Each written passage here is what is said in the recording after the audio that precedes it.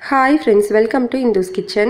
இன்னைக்கு நம்மளோட சேனல்ல ரொம்ப சிம்பிளான ரொம்பவே டேஸ்டான chicken fry எப்படி செய்யறதுன்னு பார்க்கலாம். கண்டிப்பா இந்த ரெசிபி ட்ரை பண்ணி பாருங்க. ரொம்ப சூப்பரா இருக்கும். chicken fry செய்யிறதுக்கு நான் இன்னைக்கு 1/2 கிலோ அளவு chicken நல்லா க்ளீன் பண்ணிட்டு எடுத்து வச்சிருக்கேன். இதுல இப்போ 1 டீஸ்பூன் அளவு இஞ்சி பூண்டு பேஸ்ட் சேர்த்துக்கலாம். 1 டீஸ்பூன் அளவு காஷ்மீரி மிளகாய் தூள். இத வந்து நான் கலர்க்காக தான் சேர்த்திருக்கேன். 1/2 டீஸ்பூன் அளவு தனி மிளகாய் தூள். நீங்க காஷ்மீரி மிளகாய் தூள் சேர்க்கல அப்படினா தனி மிளகாய் தூள் 1 டீஸ்பூன் அளவு சேர்த்துக்கோங்க. 1 டீஸ்பூன் அளவு மல்லித்தூள், 1/2 டீஸ்பூன் அளவு சீரகத்தூள், 1/2 டீஸ்பூன் அளவு கரம் மசாலா தூள், சிக்கன் ஃப்ரைக்கு தேவையான அளவு உப்பு, 2 டேபிள்ஸ்பூன் அளவு சமையல் எண்ணெய் சேர்த்துக்கலாம். இதை இப்போ நல்லா மிக்ஸ் பண்ணி விட்டுக்கோங்க. ஈவனா மிக்ஸ் பண்ணதுக்கு அப்புறமா இத ஒரு மூடி போட்டுட்டு 1/2 மணி நேரம் ஊற வச்சுக்கலாம். 1/2 மணி நேரத்துக்கு அப்புறமா ஒரு கடாயில 2 டீஸ்பூன் அளவு எண்ணெய் சூடுபடுத்திக்கோங்க. எண்ணெய் சூடானதுக்கு அப்புறமா 2 சின்ன சைஸ் பட்டை, 2 லவங்கம், 1/2 டீஸ்பூன் அளவு சோம்பு சேர்த்து பொரிய விட்டுக்கலாம்.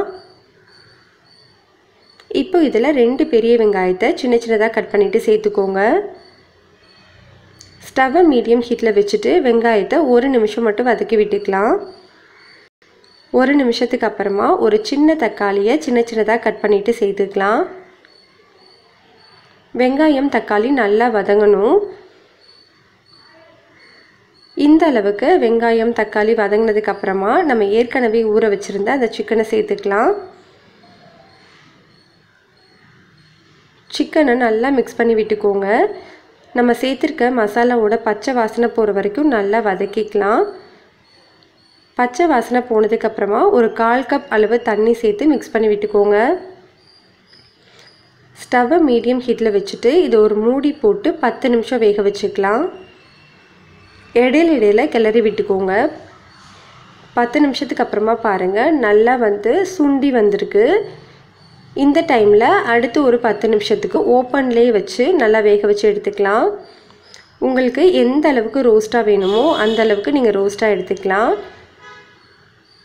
இப்போ நமக்கு நல்லாவே நல்லா ஃப்ரை ஆகி ரோஸ்டா வந்துருச்சு. இந்த டைம்ல கொஞ்சமா கறிவேப்பிலை இலைகளை தூவிட்டு நல்லா கிளறிட்டு ஸ்விட்ச் ஆஃப் பண்ணிக்கலாம். அவ்வளவுதான், நமக்கு ரொம்ப சிம்பிளான டேஸ்டான chicken fry ரெடி ஆயிடுச்சு. இந்த ரெசிபி உங்களுக்கு பிடிச்சிருந்ததுனா லைக் பண்ணுங்க, ஷேர் பண்ணுங்க, கமெண்ட் பண்ணுங்க, மறக்காம நம்ம சேனலை சப்ஸ்கிரைப் பண்ணிக்கோங்க.